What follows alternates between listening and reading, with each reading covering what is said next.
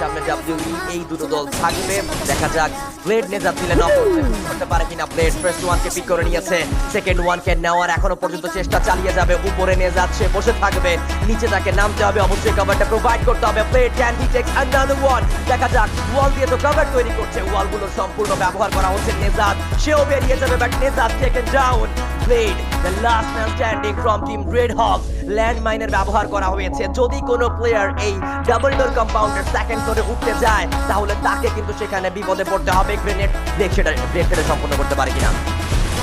Blade goes in, Blade cross out, Blade 1 vs 2 situation, Blade R shot connect করবে, Blade try করবেন এই 1 vs 2টা করতে, one more connected by Blade, one more Blade যাবেন আবারও একটা 1 vs 2 সিচুয়েশন।